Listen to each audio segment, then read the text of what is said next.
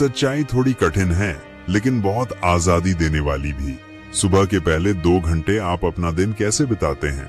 चुपचाप आपके आने वाले 20 सालों की दिशा तय कर रहे होते हैं। हर दिन लाखों बुजुर्ग सुबह की शुरुआत मशीन की तरह करते हैं और उन्हें यह एहसास तक नहीं होता कि वे अपनी ताकत, याददाश्त और आत्मनिर्भरता को खुद ही धीरे धीरे खोते जा रहे हैं। शरीर संकेत देता है, पर हम में से ज्यादातर लोग उसे सुनते नहीं। थकान के साथ उठना, भूख न लगना, छोटी छोटी चीजों में दूसरों की मदद पर निर्भर हो जाना, ये सब रोके जा सकते हैं या कम से कम टाले जा सकते हैं अगर हम रोज कुछ छोटे छोटे काम ध्यान से और इरादे से करें। इस वीडियो में आप जानेंगे वो 7 सुबह के आसान लेकिन असरदार आदतें जिन्हें लंबे जीवन जीने वाले लोग अक्सर अनजाने में अपनाते हैं और जिन्हें विज्ञान भी लंबी उम्र के संकेत मानता है, क्योंकि जो लोग अपनी सुबह को हल्के में लेते हैं वे जाने अनजाने अपनी जिंदगी को छोटा कर रहे होते हैं। आदत 1, 4,07,008 श्वास तकनीक 30 सेकंड। बहुत कम लोग सोचते हैं कि कुछ इतना साधारण जैसे सांस लेना लंबी उम्र की एक चाबी हो सकता है, लेकिन 60 साल की उम्र के बाद हर सुबह की अहमियत बढ़ जाती है और दिन के पहले कुछ मिनट जिंदगी की दिशा को पूरी तरह बदल सकते हैं। एक तकनीक है जो सिर्फ 30 सेकंड लेती है, बिस्तर पर बैठे बैठे की जा सकती है और इसने अनगिनत बुजुर्गों के उम्र बढ़ने के अनुभव को बदल दिया है। 4,000-7,008 श्वास तकनीक। 4 सेकंड तक गहरी सांस लें, 7 सेकंड तक रोके रखें, फिर धीरे धीरे 8 सेकंड में सांस छोड़ें। ऐसा 3 या 4 बार करें, बस इतना ही। न ताकत चाहिए, न लचीलापन, न कोई बड़ी तैयारी, सिर्फ थोड़ी सी सजगता। जो दिखने में साधारण है वही अंदर से बहुत गहराई वाला परिवर्तन ला सकता है, क्योंकि यह सांस लेने का तरीका उस नस को सक्रिय करता है जो दिमाग को दिल, पेट और फेफड़ों से जोड़ती है, जिसे वेगस नर्व कहते हैं। और जब यह नस सुबह सुबह जागती है तो शरीर को एक संकेत मिलता है, तुम सुरक्षित हो। तनाव कम हो जाता है, दिल की धड़कन संतुलित होती है और मन दुनिया के शोरगुल से थोड़ा शांत महसूस करता है। भारत के केरल और हिमाचल प्रदेश जैसे राज्यों में जहां लोग गरिमा के साथ बुजुर्ग होते हैं, वहां सुबह के समय चुपचाप किए जाने वाले कुछ सरल अभ्यास आम हैं। ये लोग योगी नहीं हैं, नहीं साधु, ये किसान हैं, सेवानिवृत्त शिक्षक, गृहिणियां, साधारण लोग। और इन लोगों के बीच नियंत्रित श्वास का एक विशेष स्थान है। इनमें से एक थे राजवीर, अमृतसर में रहने वाले एक पूर्व डाककर्मी जो अब 82 साल के हैं।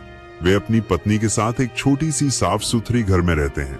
एक समय था जब वे सुबह थके हुए उठते थे, दिल की धड़कन तेज होती थी और दिमाग में भारीपन रहता था।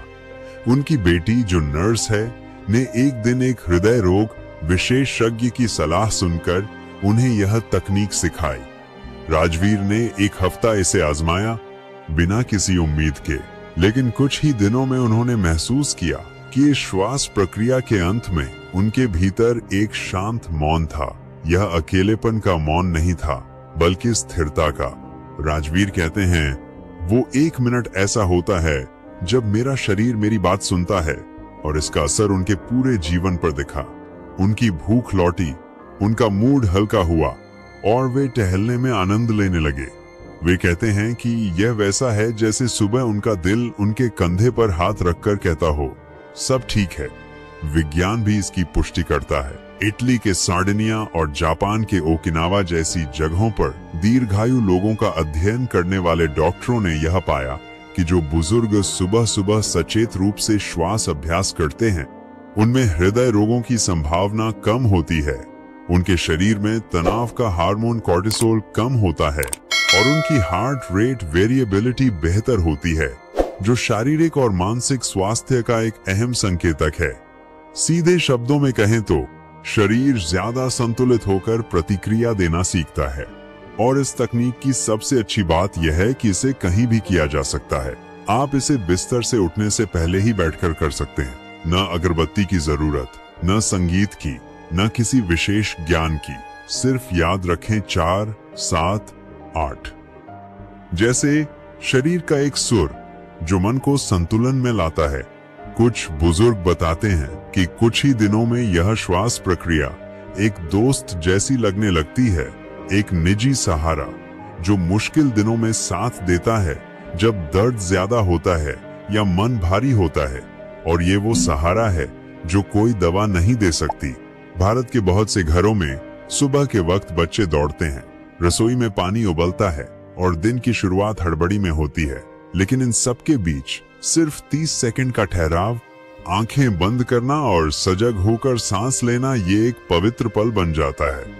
यह एक शांत स्मरण है कि उम्र चाहे जो भी हो, हम अब भी अपने भीतर की स्थिति को नियंत्रित कर सकते हैं।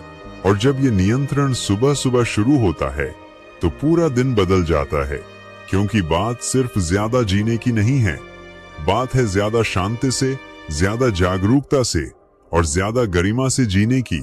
और जब सांस सही मौन से मिलती है तो पूरा शरीर जैसे नए सिरे से संतुलित हो जाता है। लेकिन एक और शक्ति है जो इस अभ्यास के ठीक बाद अपनाई जा सकती है, एक साधारण सा काम जो दिल से शुरू होता है और दिमाग तक असर करता है। आदत 2, शरीर के प्रति कृतज्ञता की सजग प्रथा। सुबह सुबह जब दुनिया अभी गति नहीं पकड़ती, तब एक छोटा सा पल होता है जब हमारा मस्तिष्क सबसे अधिक ग्रहणशील होता है। न्यूरोलॉजिस्ट इसे प्लास्टिक अवस्था कहते हैं। एक समय जब दिमाग खुद को ढालने के लिए सबसे तैयार होता है और ठीक इसी क्षण में दिन की शुरुआत का तरीका पूरे दिन का स्वरूप तय कर सकता है। ऐसे में आती है एक विशेष और केंद्रित कृतज्ञता की आदत। लेकिन यह कोई भी सामान्य धन्यवाद नहीं है, न ही वह जो केवल औपचारिकता के तौर पर कहा जाए। यह कृतज्ञता शरीर के प्रति होती है, एक शांत और सम्मान से भरा पल जब व्यक्ति अपने सीने पर हाथ रखता है, आंखें हल्की सी बंद और मन ही मन या धीरे से 3 अंगों का नाम लेता है जिनके लिए वह आभारी है। और केवल नाम लेना नहीं, यह भी कहना होता है कि क्यों। उदाहरण के लिए, मैं अपनी आंखों के लिए आभारी हूँ क्योंकि इनसे मैं अब भी अपने पोते पोतियों का चेहरा देख पाता हूँ। या मैं अपने हाथों के लिए आभारी हूँ क्योंकि दर्द के बावजूद ये आज भी मेरी सुबह की चाय तैयार करने में मदद करते हैं। या फिर मैं अपने दिल के लिए आभारी हूँ जो कठिन दिनों में भी मजबूती से धड़कता है।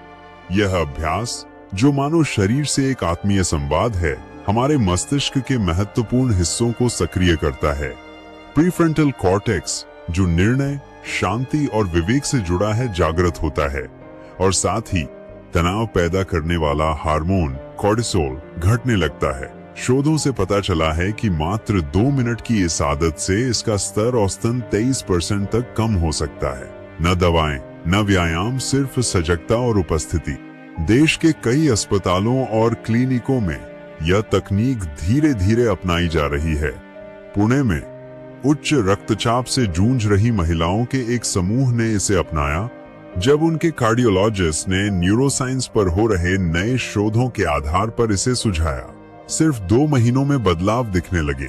उन महिलाओं में से एक, मीना, ने बताया कि उसने कभी सोचा ही नहीं था कि उसका शरीर भी मान्यता चाहता है। उसे लगता था कि शरीर को बस काम करते रहना चाहिए, लेकिन जब उसने उसका आभार व्यक्त करना शुरू किया, कुछ बदल गया। यह अभ्यास न तो किसी धार्मिक विश्वास पर निर्भर है, न ध्यान की किसी कठिन विधि पर। यह सहज है, सुलभ है। इसे आप बिस्तर पर बैठकर कर सकते हैं, जब आंखें अभी तक पूरी तरह खुली भी न हो। इसे दांत ब्रश करते समय भी किया जा सकता है। बस एक बात जरूरी है, यह यांत्रिक न हो। अपने शरीर को वास्तव में देखना जरूरी है, आलोचना से नहीं बल्कि सम्मान से। समय के साथ यह सिर्फ मूड को नहीं बदलता, यह आपकी सोच, आपके शरीर की ओर देखने का तरीका और खुद की छवि को बदल देता है। कई लोगों ने बताया कि इससे उनका ब्लड प्रेशर सुधरा, भूख बढ़ी और सुबह की छोटी छोटी जिम्मेदारियां भी आसान लगने लगी, क्योंकि जब शरीर महसूस करता है कि उसे देखा गया है तो वह प्रतिक्रिया देता है। और अब विज्ञान भी मानने लगा है कि यह सिर्फ कविता नहीं है, यह न्यूरोलॉजी है। शरीर के प्रति यह आभार दर्द को नजरअंदाज करने या सीमाओं को भूल जाने की बात नहीं करता। यह कहता है कि तमाम कठिनाइयों के बावजूद यह शरीर अभी भी साथ है, सेवा कर रहा है, सहन कर रहा है और आपको संभाल रहा है। और कई बार इतना स्वीकार ही कंधों की झकड़न को, पेट की गांठ को और गले के भारीपन को हल्का कर देता है। कुछ लोग इन अंगों के नाम एक डायरी में लिखना पसंद करते हैं, कुछ बस धीमे धीमे फुसफुसाते हैं और कुछ इसे एक गिलास गुनगुने पानी के साथ जोड़ते हैं, जैसे वे अंदर और बाहर दोनों का एक साथ ख्याल रख रहे हो। तरीका जो भी हो, बात है निरंतरता की। यह कोमल दोहराव ही दिमाग को एक नए, शांत और संतुलित भाव में लाता है। अगर इस आदत ने आपको छुआ हो तो वीडियो में डू लिखकर हमें जरूर बताइए। और जब यह कृतज्ञता छाती को गर्माहट देती है और शरीर के भूले हुए हिस्सों को उजाले में लाती है, तब एक और आदत सामने आती है, एक पुरानी और गुप्त सी प्रथा जो हमारे इंद्रियों को सुबह की हलचल से पहले संतुलन देती है। क्योंकि जब कृतज्ञता शरीर को सच्चे मन से छूती है तो भीतर कुछ बदल जाता है। दिन कुछ हल्का लगता है और छोटे छोटे दर्द भी कम डरावने लगते हैं। लेकिन एक और काम है, और भी सरल, जो सुबह के पहले ही मिनटों में दिल और गुर्दों की रक्षा कर सकता है। आदत 3, सुबह उठते ही पानी पीना। सुबह उठते ही पानी पी लेना सुनने में यह बहुत साधारण लगता है ना? लेकिन सच्चाई यह है कि यही साधारण आदत आपकी लंबी उम्र की संभावना को सीधे प्रभावित कर सकती है। रात भर जब शरीर विश्राम करता है तब वह कई तरीकों से पानी खो देता है, सांस के जरिए, पसीने के जरिए और पाचन क्रिया से। और यह तब भी होता है जब आप ज्यादा नहीं हिलते। इसलिए जब आप सुबह आंख खोलते हैं तब तक आप अनुमान से कहीं ज्यादा डिहाइड्रेट हो चुके होते हैं। कम लोग जानते हैं कि यह हल्की सी डिहाइड्रेशन आपके खून को गाढ़ा बना सकती है, और जब खून गाढ़ा होता है तो उसे शरीर में घुमाने के लिए दिल को ज्यादा मेहनत करनी पड़ती है। 60 साल से ऊपर के लोगों में यह अतिरिक्त मेहनत खतरनाक साबित हो सकती है, सिर्फ दिल के लिए नहीं बल्कि गुर्दों और मस्तिष्क की नसों के लिए भी, जो इस दबाव और गाढ़ेपन के प्रति बेहद संवेदनशील होती हैं। यही कारण था कि हार्वर्ड विश्वविद्यालय के शोधकर्ताओं ने सुबह पानी पीने के प्रभावों पर गहराई से अध्ययन किया।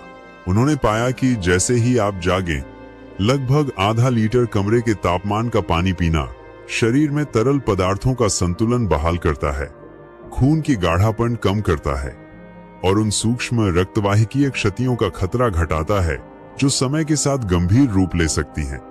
दक्षिण भारत के कई पारंपरिक घरों में आज भी यह देखा जाता है कि लोग बिस्तर के पास तांबे या स्टील की एक लोटा पानी रखकर सोते हैं। यह कोई संयोग नहीं है, यह पुरानी समझ वही बताती है जिसे अब विज्ञान भी स्वीकार कर रहा है। सुबह उठते ही पानी पीना बाज दक्षिण भारत कर रहा है, पाचन तंत्र को धीरे से सक्रिय करता है, गुर्दों की कार्यक्षमता को सुधारता है और दिल को दिन के कामकाज के लिए तैयार करता है। सुबह की यह सरल आदत शरीर के तापमान को नियंत्रित करने में भी मदद करती है और आंतों की गति को सुधारती है। जिन लोगों को कब्ज की शिकायत रहती है वे सिर्फ इस आदत से उल्लेखनीय सुधार महसूस करते हैं। आपने गौर किया होगा कि कई बुजुर्ग दिन की शुरुआत पेट की परेशानी या सूजन की भावना से करते हैं। अक्सर इसका कारण है सुबह की शुरुआत में पानी की कमी। एक प्रभावशाली उदाहरण है सिल्विया का। वह एक बुजुर्ग महिला थीं जिन्हें डायलिसिस की सलाह दी गई थी, लेकिन इलाज शुरू करने से पहले उनके डॉक्टर ने एक सरल उपाय सुझाया, सुबह की हाइड्रेशन को प्राथमिकता देना। सिल्विया ने इसे गंभीरता से लिया। हर रात अपने बिस्तर के पास एक गिलास पानी रखती थी और सुबह उठते ही दांत साफ करने से पहले सबसे पहले वही पीती थी।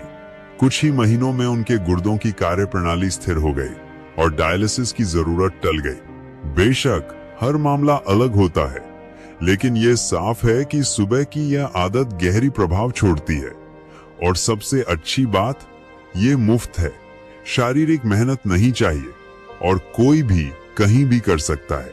अगर आपको याद रखने में कठिनाई होती है तो एक आसान उपाय है, रात को सोने से पहले ही गिलास में पानी भरकर बिस्तर के पास रख दें, चाहे वह कांच का हो, तांबे का या कोई छोटी बोतल ही क्यों न हो, बस दिखने वाली जगह पर हो।